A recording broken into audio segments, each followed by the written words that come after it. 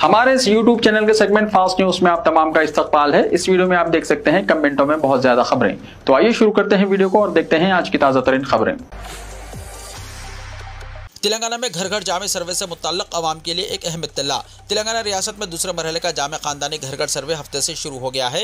इस सर्वे में शुमार कुनिंदगान खानदान के अफराद से ज़ाती तफसीलात हासिल करेंगे। तेलंगाना हुकूमत ने उन लोगों के लिए आसानियाँ पैदा की हैं जो अपने आबाई घरों को छोड़कर रोजगार, कारोबार या मुलाजिमत की वजह से दीगर शहरों में मुकीम हैं। अब खानदान के अफराद जहाँ भी मुकीम हो वहाँ के शुमार कुनिंदगान से अपनी तफसीलात दर्ज करवा सकते हैं। महकमे मनसूबाबंदी ने वाज़ेह किया है कि आधार कार्ड पर मौजूद पते की वजह से अपने आबाई गाँव में जाने की कोई शर्त नहीं है। वो रियासत के किसी भी मुकाम से अपनी तफसीलात सर्वे के लिए आने वालों को दे सकते हैं। इस सिलसिले में फैलाई जाने वाली अफवाहों से गुरेज किया जाए। खानदान के अफराद को अपनी ज़ाती तफसीलात बशुमुल आधार नंबर, मोबाइल नंबर और दीगर ज़रूरी मालूमात फराहम करनी होगी। सर्वे के दौरान मालूमात जल्दी फराहम करने के लिए आधार कार्ड, राशन कार्ड, पट्टा पासबुक और बैंक पासबुक जैसी ज़रूरी दस्तावेज़ात अपने पास रखना मुफीद होगा। मुसलमान मरदमशुमारी में कास्ट के तहत BCE दर्ज करें। प्रदेश कांग्रेस कमेटी के तर्जुमान सैयद निजामुद्दीन ने जात पात पर मुबन्नी मरदमशुमारी के बारे में अपोजिशन के गुमराहकुन प्रोपेगेंडा को सख्त तनकीद का निशाना बनाया। उन्होंने कहा कि मरदमशुमारी के बारे में मुसलमानों में उलझन पैदा करने की कोशिश की जा रही है और मरदमशुमारी को NRC से जोड़ने की मज़मूम साजिश बताया जा रहा है।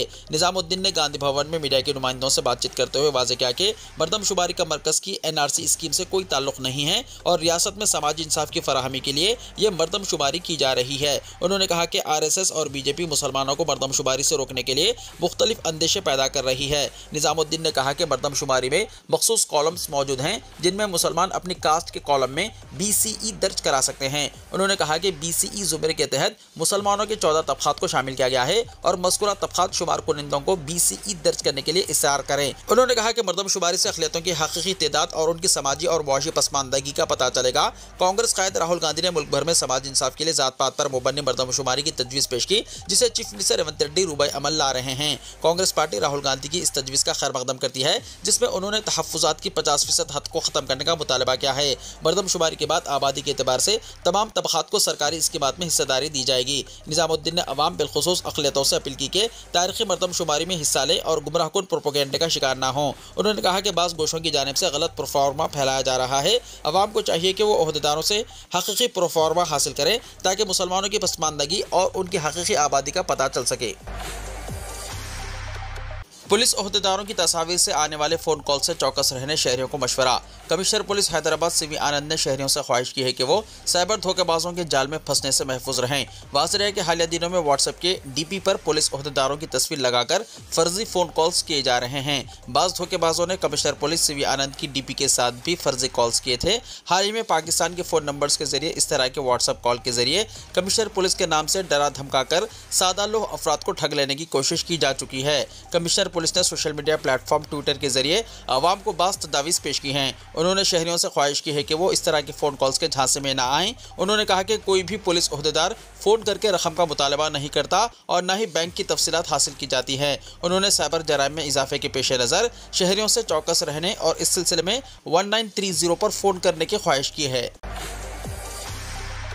शास्त्रीपुरम में हाइड्रा की बड़ी कार्रवाई, चबूतरों और अवामी मुकामात पर नाजायज़ कब्ज़े मुनहदम। हैदराबाद के पुराने शहर के इलाके शास्त्रीपुरम में हाइड्रा और GHMC ने मुश्तरका कार्रवाई करते हुए चबूतरों और दिगर अवामी मुकामात पर किए गए नाजायज़ कब्ज़ों को बर्खास्त कर दिया। इस कार्रवाई के दौरान नाजायज़ कब्ज़ों को ख़त्म करने के लिए भारी मशीनरी खुसूसन बुलडोज़र का इस्तेमाल किया गया, जबकि अमन व अमान की सूरत हाल को यकीनी बनाने के लिए भारी तादाद में पुलिस ओहदेदार तैनात किए गए थे।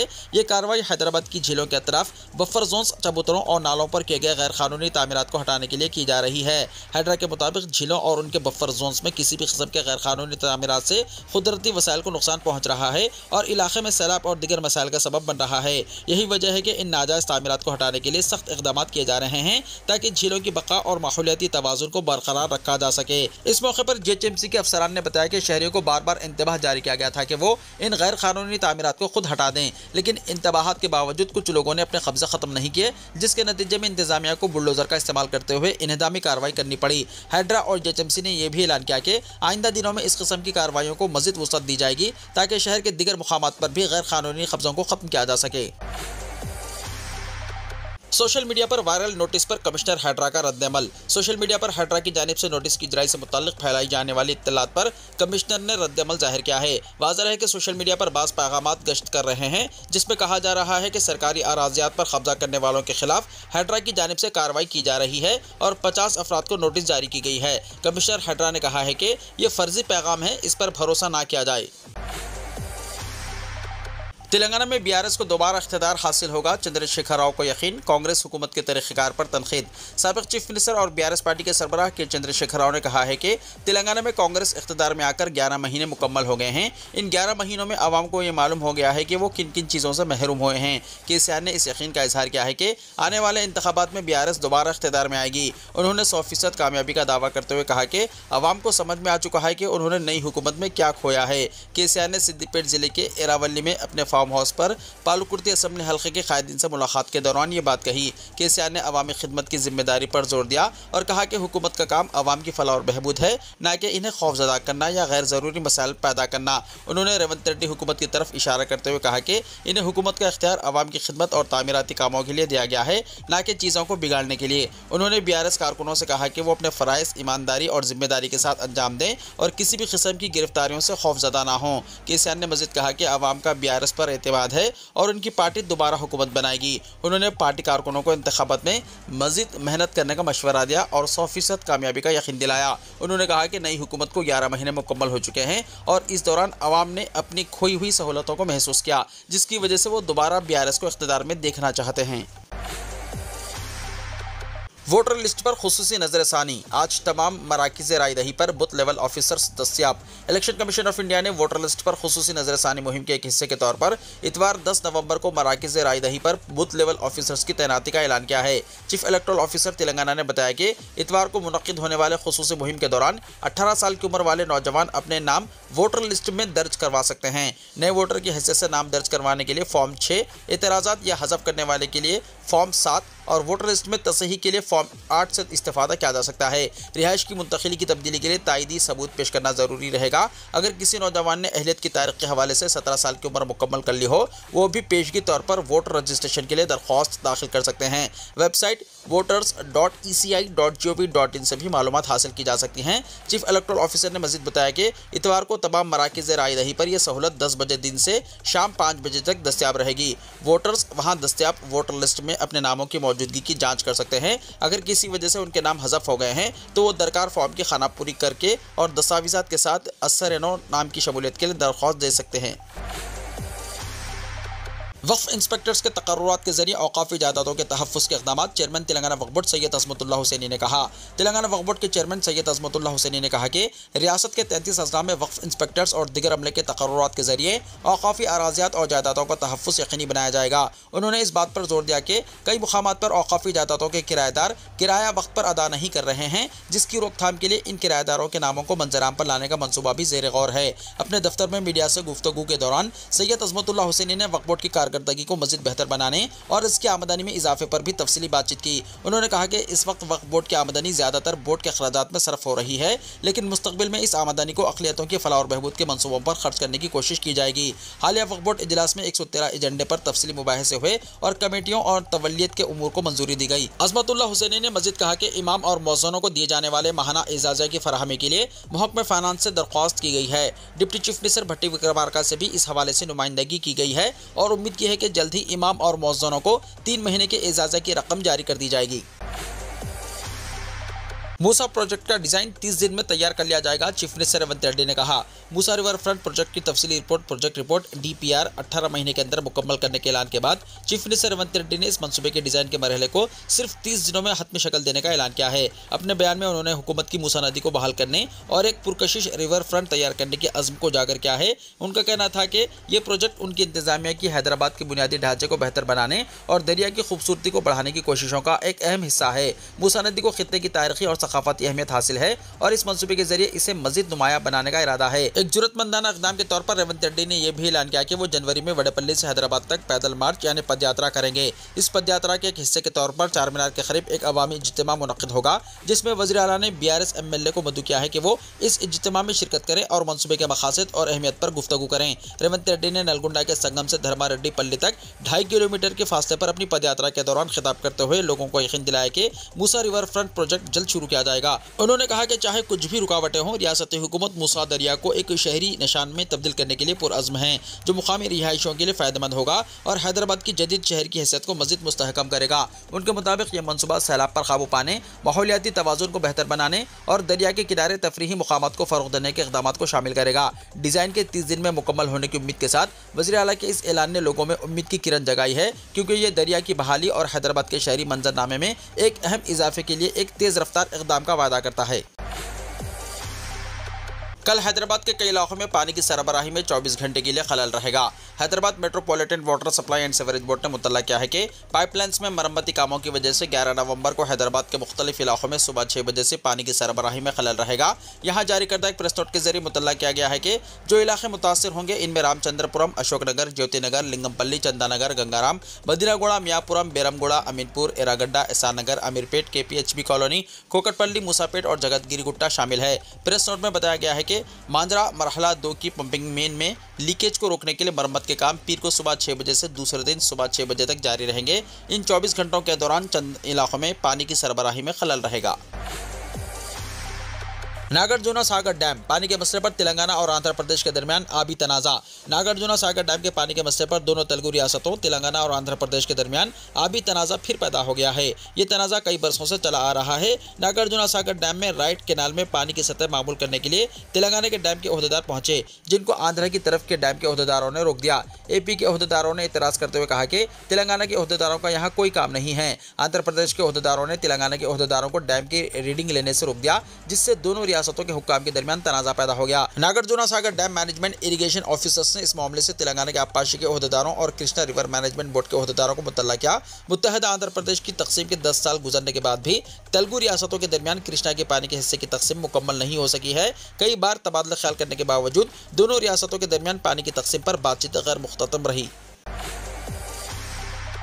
आइंदा साल के दौरान आम और इख्तियारी छुट्टियों का ऐलान। तेलंगाना हुकूमत ने साल 2025 के लिए आम और इख्तियारी तातीलात का ऐलान कर दिया है। चीफ सेक्रेटरी शांति कुमारी ने इस ताल्लुक से GO भी जारी कर दिया है। आने वाले साल के दौरान 27 आम तातीलात और 23 इख्तियारी तातीलात रहेंगी। 1 जनवरी 2025 को नए साल की आम तातील रहेगी। दूसरी आम तातीलात में 13 जनवरी को भोगी, 14 जनवरी को संक्रांति और पोंगल, 26 जनवरी को यौम जमहूरिया, 26 फरवरी को महाशिवरात्रि, 14 मार्च को होली, 30 मार्च को उगादी, 31 मार्च को ईद उल फितर, 21 अप्रैल को ईद उल फितर का दूसरा दिन, 5 अप्रैल को बाबू जगजीवन राम की यौम पैदाइश, 6 अप्रैल को रामनवमी, 14 अप्रैल को डॉक्टर BR अम्बेडकर की यौम पैदाइश, 18 अप्रैल को गुड फ्राइडे, 7 जून को ईद उल अज़हा, 6 जुलाई को शहादत हज़रत इमाम हुसैन रज़ी अल्लाह तआला अन्हु, 21 जुलाई को बोनाल, 15 अगस्त को यौम आज़ादी, 16 अगस्त को कृष्णाष्टमी, 27 अगस्त को विनायक चतुर्थी, 5 सितंबर को ईद मिलादुन्नबी सल्लल्लाहु अलैहि वसल्लम, 21 सितंबर को बदकम्मा के आगाज़ का दिन, 2 अक्टूबर को महात्मा गांधी जयंती विजयदशमी, 13 अक्टूबर को विजयदशमी का दूसरा दिन, 20 अक्टूबर को दीपावली, 5 नवंबर को कार्तिका पूर्णिमा और गुरु नानक जयंती, 25 दिसंबर को क्रिसमस, 26 दिसंबर को क्रिसमस का दूसरा दिन बॉक्सिंग डे शामिल है। हुकूमत ने नए साल के लिए जिन इख्तियारी तातीलात का ऐलान किया है, इनमें 14 जनवरी को विलादत हज़रत अली रज़ी अल्लाह तआला अन्हु, 15 जनवरी को कुनुमु, 28 जनवरी को शब मेराज, 3 फरवरी को पंचमी, 14 फरवरी को शब बारात, 21 मार्च को शहादत हज़रत अली रज़ी अल्लाह तआला अन्हु, 10 अप्रैल को महावीर जयंती, 14 अप्रैल को तमिलनाडु का साल नौ, 30 अप्रैल को बिसावा जयंती, 12 मई को बुद्धा पूर्णिमा, 15 जून को ईद गदीर, 27 जून को कुर्त यात्रा, 5 जुलाई को 9 मुहर्रम, 8 अगस्त को वरलक्ष्मी व्रतम, 9 अगस्त को रक्षाबंधन, 30 सितंबर को दुर्गाष्टमी, 1 अक्टूबर को महानवमी, 4 अक्टूबर को याजदहम शरीफ, 19 अक्टूबर को नाराका चतुर्वेदी, 16 नवंबर को यौम विलादत हज़रत सैयदना मोहम्मद जौनपुरी और 24 दिसंबर को क्रिसमस के पेश नज़र इख्तियारी तातील रहेगी। जियो में वजाहत की गई है कि ईदैन मुहर्रम और ईद मिलादुन्नबी सल्लल्लाहु अलैहि वसल्लम की तातीलात की तवारीख रोयत पर मुनहसर रहेगी। मुलाजिमीन को हिदायत की गई है कि वो रस्मी अहकाम का इंतजार किए बगैर सरकारी ऐलान पर अमलावरी करें। मोगलपुरा वॉल्टा सर्कल पर आधार कार्ड सेंटर का क़याम। पुराने शहर के इलाके मुगलपुरा वाल्टा सर्कल पर आधार कार्ड सेंटर कायम किया गया है, जहां 18 साल से कम उम्र वालों के अलावा छोटे बच्चों के लिए नए कार्ड्स तैयार किए जाएंगे। नाम, तारीख पैदाइश, घर का पता और फ़ोन नंबर की तब्दीली की सहूलत भी रहेगी। हर 10 साल में एक मरतबा आधार कार्ड को अपडेट करना लाजमी करार दिया गया है। आवाम से इस सहूलत से इस्तेफादा की ख्वाहिश की गई है। चीफ मिनिस्टर के अपॉइंटमेंट लेटर के तहत नौकरी पाने वाले 60 टीचर्स बरतरफ। महकमा तालीम तेलंगाना ने 60 टीचर्स जिन्होंने DSC 2024 में कामयाबी हासिल की थी और वज़ीर आला रेवंत रेड्डी के जरिए तकर्रुरी के अहकामात हासिल किए थे, इनको 22 दिन की मुलाजिमत के बाद बरतरफ कर दिया। इन टीचर्स को 9 अक्टूबर को हैदराबाद में तकर्रुरी के खुतूब दिए गए थे, लेकिन इन्हें अचानक इत्तला दिए बगैर दूसरों से तब्दील कर दिया गया। जब ये टीचर्स हस्बे मामूल स्कूल पहुंचे तो हेडमास्टर ने इन्हें बरतरफी की इत्तला दी, जिस पर वो घबराकर जिले तालीमी अफसर ई सोमी शेखर शर्मा के पास गए। शर्मा ने बताया कि GOMS नंबर 25 के मुताबिक इनके पास मतलूबा तालीमी काबिलियत नहीं है, इसलिए इन्हें बरतरफ कर दिया गया है।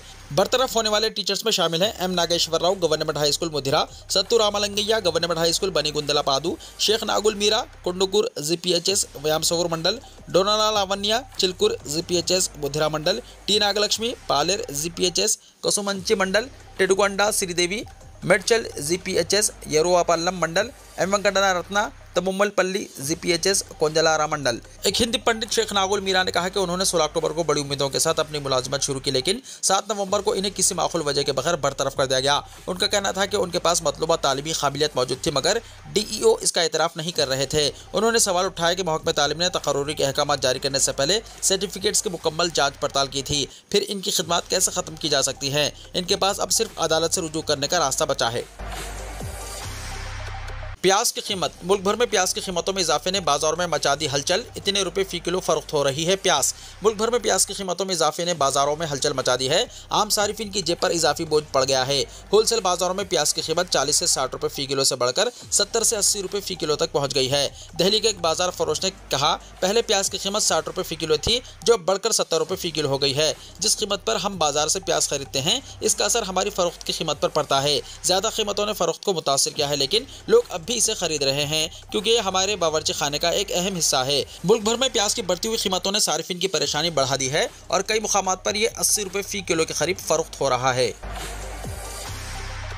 महाराष्ट्र में ज़ाब्ते अखलाक की खिलाफ वर्जी की 3764 शिकायतें मौसूल, 398 करोड़ 40 लाख रुपए की जायदाद जब्त।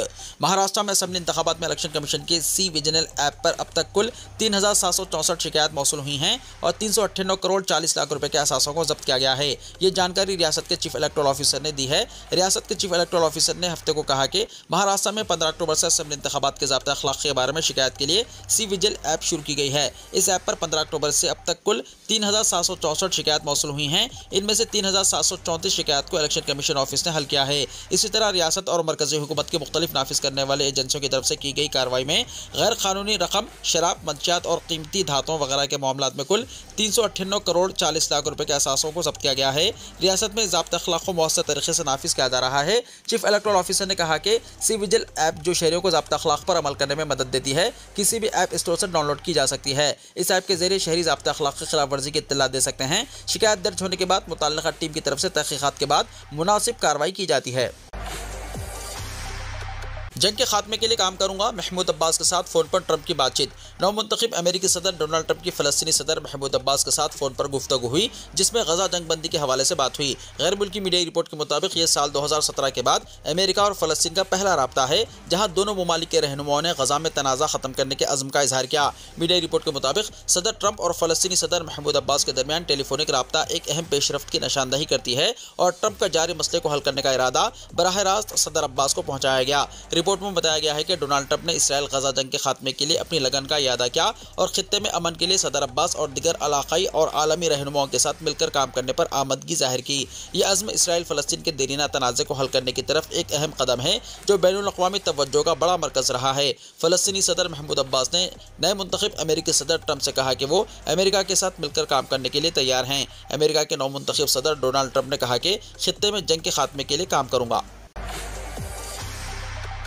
वीडियो को लाइक शेयर कीजिए और हमारे इस YouTube चैनल को सब्सक्राइब करते हुए इसके बेल आइकॉन को भी प्रेस कर लीजिए ताकि ऐसी ही ताज़ा तरीन खबरों का नोटिफिकेशन सबसे पहले आपको मिलता रहे।